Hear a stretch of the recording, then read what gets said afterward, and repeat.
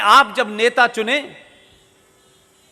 तो उससे यह उम्मीद न करें कि हम नेता नहीं चुन रहे, हम कोई एक आदर्श पुरुष चुन रहे हैं। जब यह समाज आदर्श हो जाए तब आप आदर्श की बात करिएगा। यह देश और यह समाज भीड़ तंत्र से चल रहा है। जिसकी जितनी गिनती है वो जहां दिल चाहे सड़क घेर के बैठा हुआ है। कोई कानून को मानने को तैयार नहीं है, सुप्रीम कोर्ट को मानने को तैयार नहीं है, संसद में पास किए हुए कानून को मानने के लिए तैयार नहीं है। आप किस आदर्श व्यवस्था की बात कर रहे हैं? और ये दोनों जानते थे। आप दोनों गुजरातियों ने 15 साल बड़ी अच्छी ट्रेनिंग दी है, इसलिए 14 में आपने एक को भेजा। लोगों ने समझा अकेला है, इसे घेर लो। जितनों के नाम लिए हैं उन्होंने बड़ी घेरने की कोशिश की, वो पकड़ में आया नहीं। आपको समझ में आ गया अकेला पड़ रहा है, दूसरा भी भेजो। आपने दूसरा ऐसा भेजा है कि पिछला वाला बेचारा अब उसे कोई सुनता ही नहीं है। उस शख्स ने 3 महीने पहले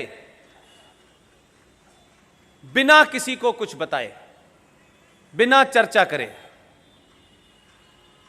इस देश में हजारों डेलीगेशन, कोई नीदरलैंड जाता है, कोई डेनमार्क में दूध की डेयरी कैसे काम करती है इसकी ट्रेनिंग लेने एमपी जाते हैं।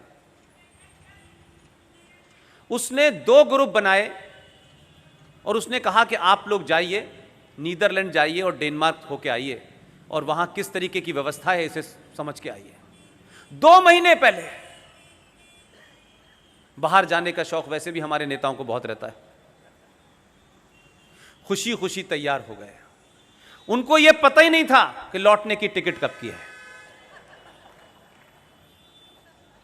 जब तक संसद में नहीं आया था, संसद के लोगों को नहीं पता था कि आज होने वाला क्या है। इसलिए राज्यसभा में जब बिल पास हुआ तो जिस पार्टी के पास कुल मिलाकर के टोटल स्ट्रेंथ उनकी और उनके कुनबे की 105 थी, जो यहां रह गए थे, जिन्हें मूंगफली और गुड़ खाने के लिए पैसे चाहिए थे, उन्हें दे दिए कि लो तुम ये भी खाओ। जब वोटिंग हुई तो 125 मिले और जिस अपोजिशन का बहुमत था राज्यसभा में उसे 66 वोट मिले। 2 दिन के बाद कुछ लोग अटैची लेके उतरे।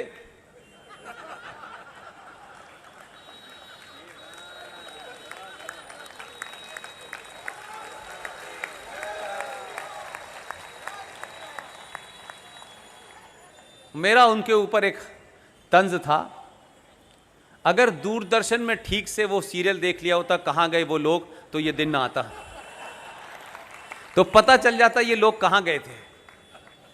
अब उनकी समझ में आया नहीं और इनको गाली देने का फायदा नहीं था। वहां तो वो बाद में गया, उसे तो मालूम था यहां तो 303 हमारे पहले से हैं, यहां कौन रोकने वाला है। तो ये दबाव जो है, ये आपको इसमें कंसिस्टेंसी अगर नहीं रखेंगे तो सरकारें सो जाएंगी।